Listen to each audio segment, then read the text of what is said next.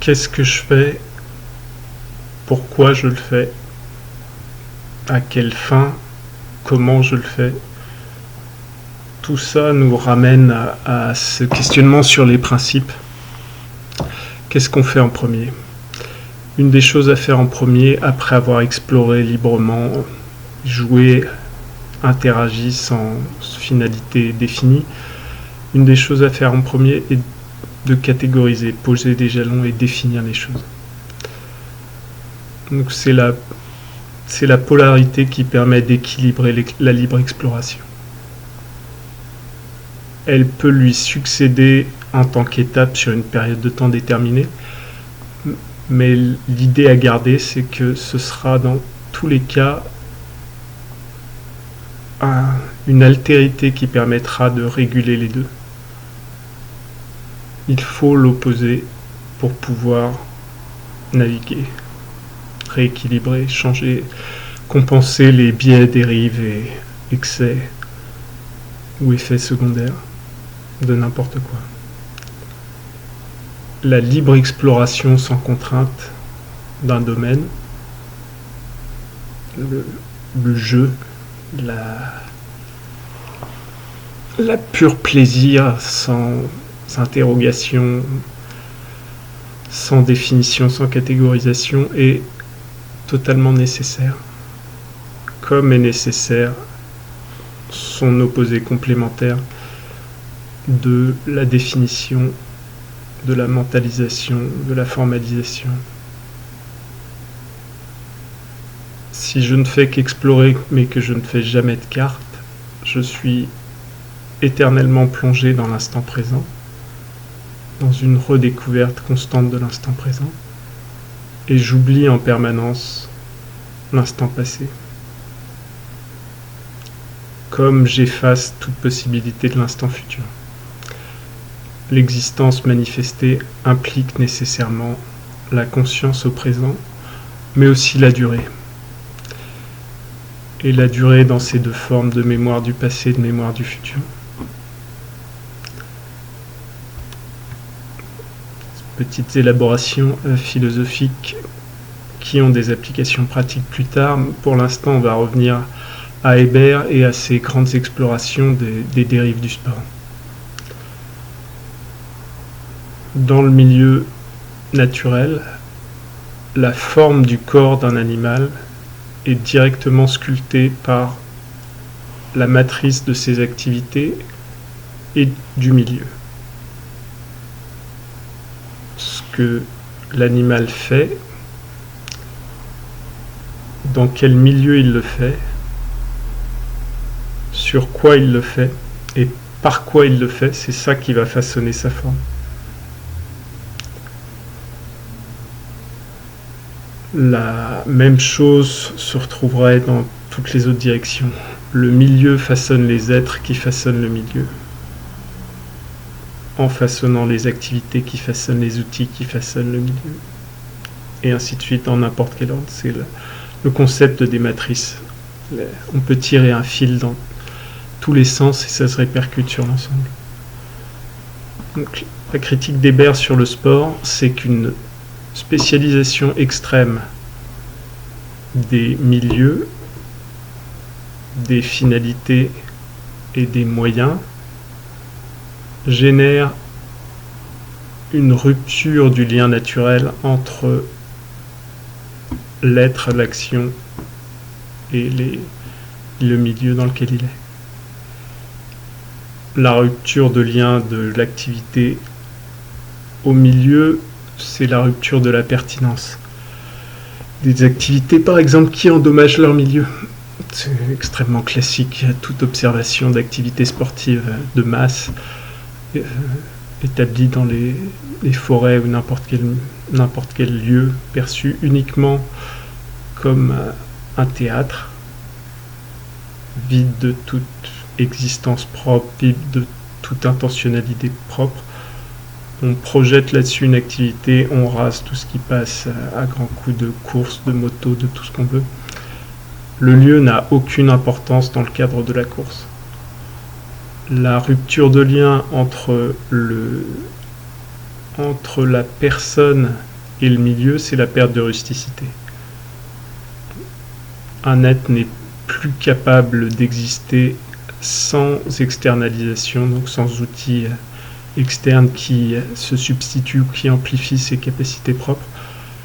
Donc, sans vêtements, sans feu, sans abri, l'humanité moderne n'est plus capable de vivre dans son milieu naturel, de manière générale. La rupture peut opérer dans d'autres directions, mais on va pas creuser plus cet aspect-là. Si on revient au principe, premier principe, principe de libre exploration, principe de plaisir, observer, interagir. Immédiatement après, principe d'observation guidé par le questionnement, pour amener graduellement vers une conception de ce qu'on fait. Une prise, on s'approprie, on saisit quelque chose, on comprend quelque chose. Qu'est-ce que je veux faire? Pourquoi je veux le faire? Quelle finalité? Pourquoi? Quelles origines? Quelle causalité m'amène à vouloir ça? Comment je veux le faire? Par quel cheminement, par quels outils, par quels moyens je vais pouvoir faire les choses? Ça, c'est des questions à se poser immédiatement après. Le grand vide des arts martiaux, c'est d'être un indéfini de la défense ou de la capacité à dominer dans une situation d'opposition. Un classique des arts martiaux, c'est se blesser plus dans l'entraînement à la défense qu'on ne l'aurait été par une situation réelle. En tout cas, dans les milieux modernes, encore plus ou moins actuels, au fur et à mesure que les situations se tendent, la violence risque de revenir dans des formes beaucoup plus manifestées au quotidien, mais sur toute la génération qui s'est développée, toute la génération qui a pu jouer aux arts martiaux ou aux sports de combat.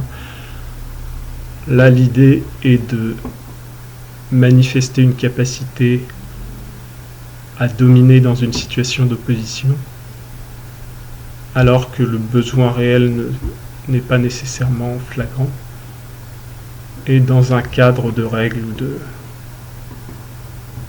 un contexte prédéterminé. Si vous ne définissez pas le pourquoi et le pourquoi de vos pratiques ou de nos pratiques, on arrive à une extrême fragilité, extrême faiblesse et extrême inefficacité de nos trajets, à la fois de nos trajets d'apprentissage et de nos trajets pédagogiques quand on transmet de l'autre côté. Collectivement, on arrive à une immense fragilité ou faiblesse du champ entier, qui ne présente pas nécessairement d'utilité sociale ou collective marquante. Vous avez des milliers et des milliers de gens qui s'entraînent à se défendre ou à défendre leur famille contre des agressions imaginaires, au moment même où toutes les bases du milieu qui rendent possible leur vie, leur eau, leur air, le vivant, etc., sont détruites devant leurs yeux ou sont détruites ou endommagées gravement avec leur participation active ou leur participation indirecte par consommation du monde.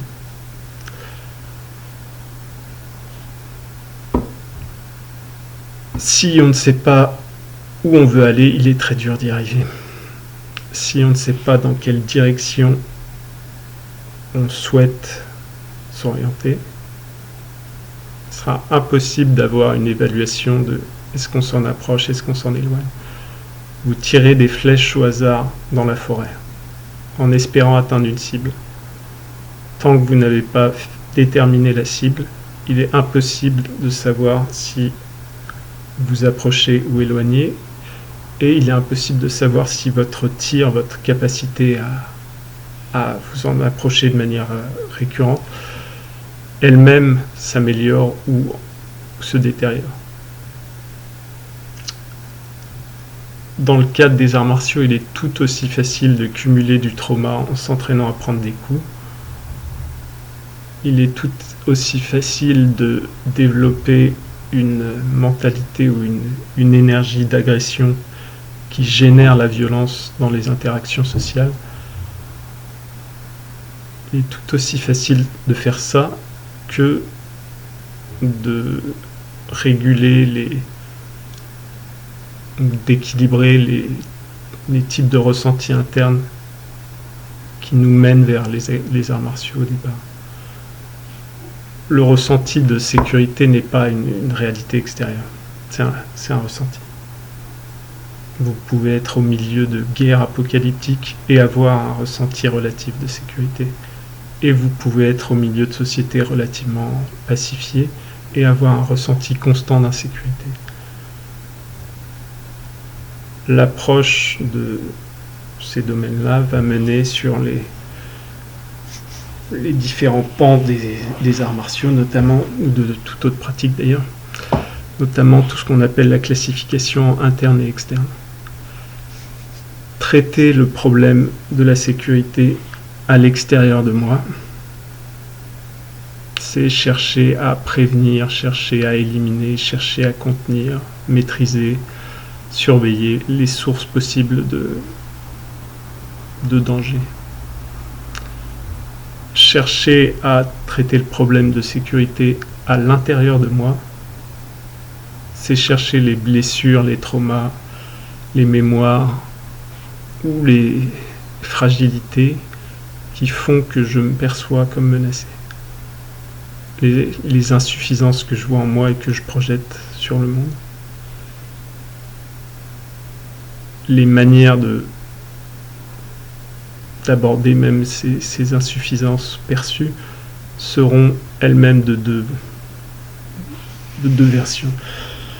Je me perçois comme faible, je peux me construire un corps, un extérieur fort.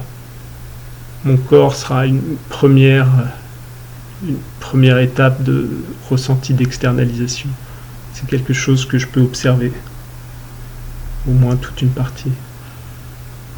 Je peux m'observer et voir mes muscles comme des armures ou des armes augmentées de taille. Cette forme-là peut me sécuriser.